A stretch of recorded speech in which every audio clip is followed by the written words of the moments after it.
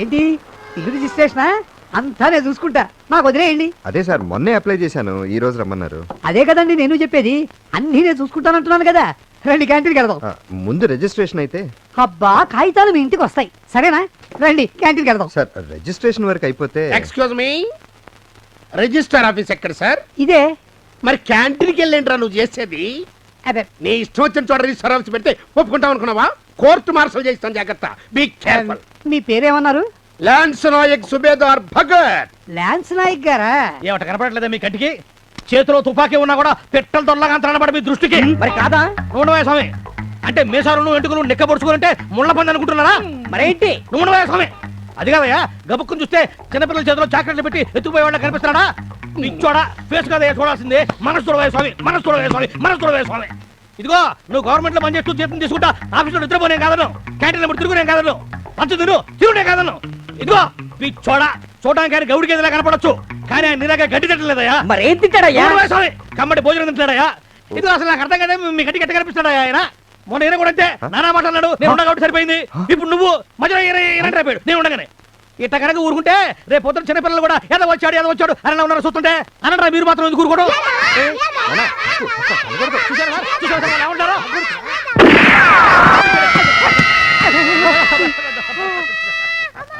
సంతకం పెట్టు. అదే స్టాంప్ అయ్యి. నేను దేన్నైనా సహిస్తాను కానీ కరప్షన్ మాత్రం సహించను.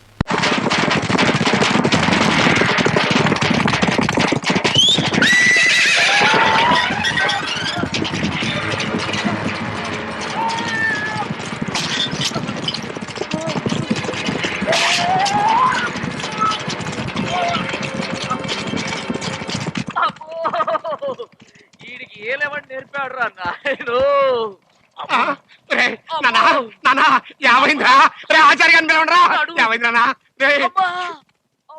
ఏమైందండి మీ వాడికి? ఏంటి అర్థం కావట్లేదండి. నేను చూస్తా. కంగ్రాచులేషన్స్ బసవరాజు గారు. దేనికి?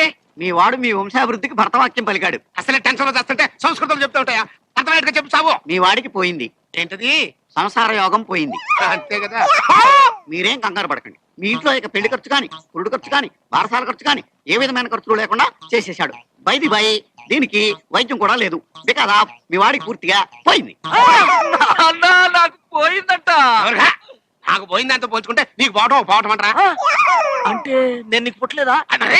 నాకు డౌట్ వచ్చే ప్రశ్నలు నన్నే అడగదని చెప్పానా?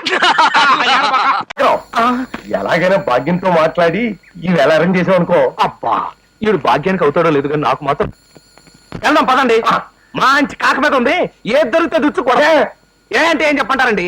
భాగ్యం 3 రోజులు ఇంట్లో రాకూడదు. అబ్బా ఈ లేడీ సరిగ్గా టైం చూసుకొని ట్రబుల్ ఇచ్చేస్తుంటారయ్యా.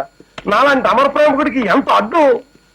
ఇదిగో చిన్నారారు, బంగారం లాంటి 2 పిల్లలు ఇంట్లో ఉండగా మళ్ళీ ఆ భాగ్యం గోలు ఎందుకండి మీకు? వాళ్ళు ఉండిపోయారే బాబు. భాగ్యంతో మా మ్యారేజ్ అయిపోయాక మా పెద్దదాని గ్యాస్ స్టవ్ లీక్ చేసి నిప్పట్టించి చంపేస్తాను. మా రెండో దానికి కూల్ డ్రింక్లు అంటే ఇష్టం కదా. థమ్స్అప్ లో 4 మంది కలిపి తాగించేసి ఇద్దరిని వదిలించేసుకుంటాను. మీరు వదిలించేసుకుంటారు బానే ఉందండి, మరి ఆ భాగ్యానికి ఎంత కష్టం? 2 మొగుళ్ళతోటి ఓ సంటి కుర్రాడితోటి గుట్టుగా కాపురం చేసుకుంటుంది కదా.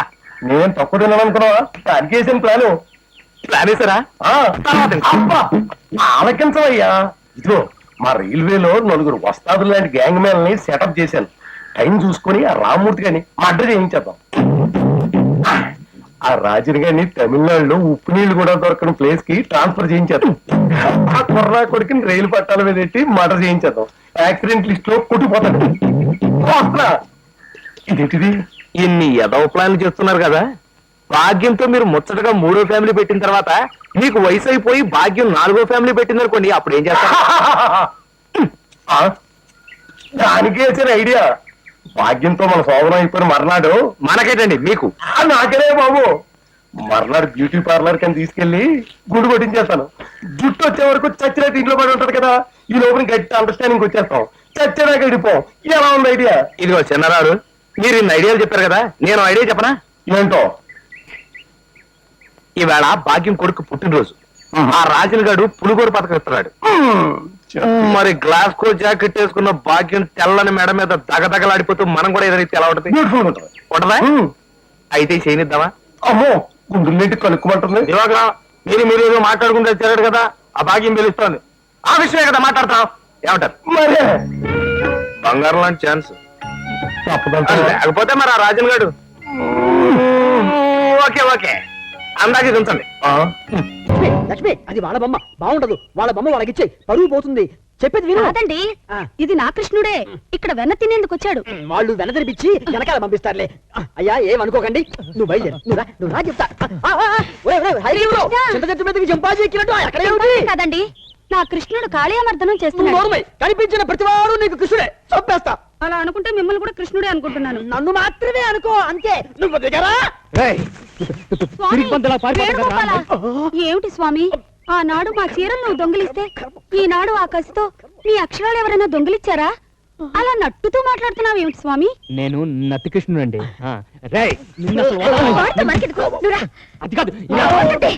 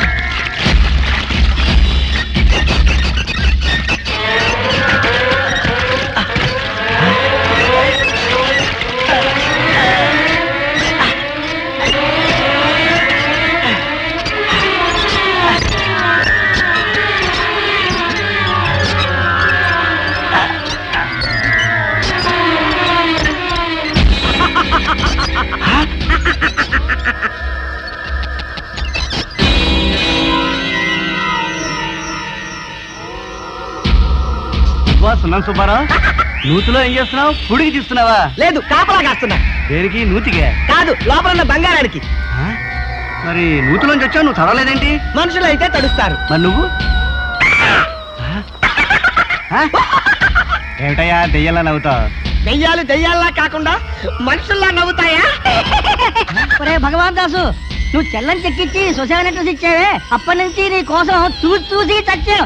నువ్వు ఎప్పటికైనా రాకపోతావా, డబ్బులు ఇవ్వకపోతావా అని ఎదురు చూస్తున్నావు. అలాగా, ఓ పని చేయండి. ఏంటి? మళ్ళీ నూతిలోకి వెళ్ళి వెయిట్ చేయండి. ఈ బంగారం తీసుకెళ్ళి కరెన్సీ తీసుకొస్తాను. దెయ్యపు నా కొడకలారా, అంటే మీరు బాధపడతారు కదా, అందుకే అన్ను.